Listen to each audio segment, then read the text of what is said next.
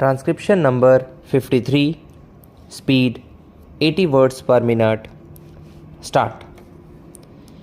Mr. Speaker Sir, yesterday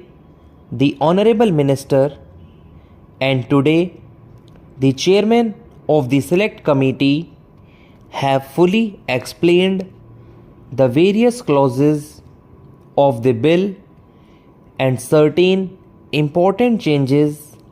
that have been effected by the Select Committee. I propose to confine myself to 2 or 3 important features of the bill which require re-examination and close attention by the government. Sir, I need hardly emphasize the important role which the electricity supply undertakings play in the national economy of the country. Indeed, the development in other spheres depends upon the full development of the supply of power, and this bill is of vital importance, affecting as it does the development of electric supply undertakings in the country. I am focusing attention on the role that the private electricity undertakings are playing in the supply of electric power with a view to drawing the attention of government to the difficulties that are bound to be faced by these electricity undertakings in one or two directions. In this connection, I would not therefore like to take much of the time of the House, but I would like to draw the attention of the Honorable Minister to what my honorable friend Shri Tulsidas has stated and with whose comments I am in full agreement. As a matter of fact, the approach of the government to the bill is to fulfill 3 basic considerations so vital for the healthy growth of this industry. Firstly, that its proper control and regulation is but necessary. I fully agree that this is subject to certain differences on basic aspects, but the important consideration governing this bill is to attempt at providing suitable incentives to the industry which alone can enable it to increase its capacity to the desired extent. Therefore, I would like to refer to the incentives as provided in the bill and to the need for liberalizing the clause in respect of the fair return to the investors in these undertaking. I would like to draw the attention of the Honorable Minister to the fact that since the passing of the original act in 1948, only 8 states throughout the country have constituted the statutory electricity boards. Among these states are Madhya Pradesh, West Bengal, Tamil Nadu, Kerala,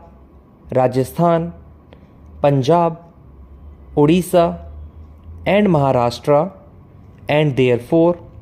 we find that many of the states have still to constitute these electricity boards. I would like to know from the Honorable Minister why in the matter of the constitution of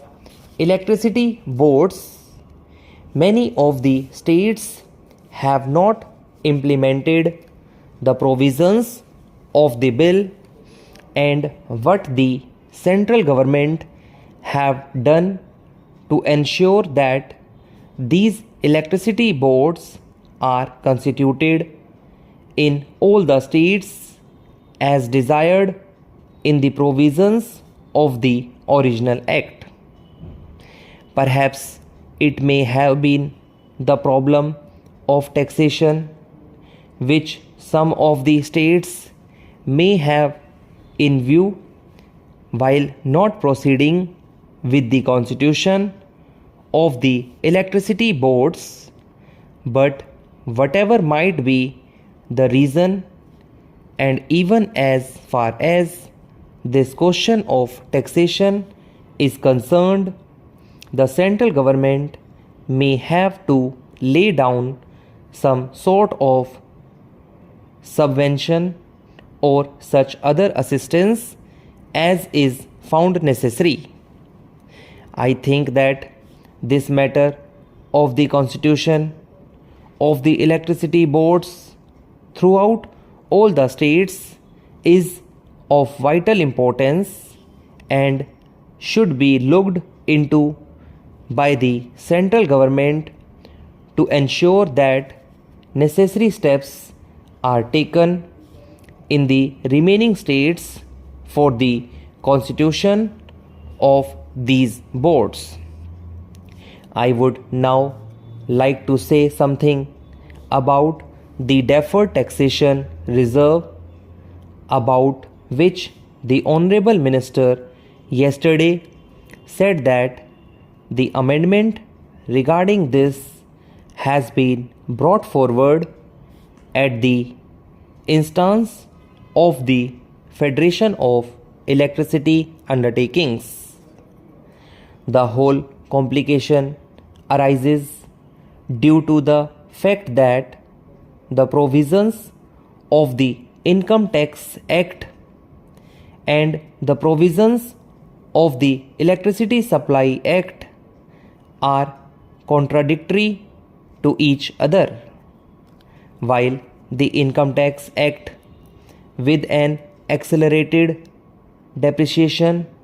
in earlier years, results in larger tax relief in the earlier period, and thereby the tax liability of the undertakings is deferred for a future period. The Electricity Supply Act restricts the provision of depreciation to a much lesser degree, and to that extent the profits of the electricity undertakings in regard to the income tax development and depreciation rates are restricted. That act lays down a smaller depreciation as compared to what is allowed under the Indian Income Tax Act. What has now been done has been put with certain restrictions that it does not really solve the demand that was put forward by the Federation. As a matter of fact, if the electricity undertakings should have been allowed to set aside that reserve for taxation liability for future years out of the profits which they earn year by year, out of the rate increase which they have put into force from time to time, that would have met the needs of the situation, but the clause as it has emerged would rather create more difficulties than solve them, and it has therefore been further represented to the Minister by the Federation of Electricity Undertakings.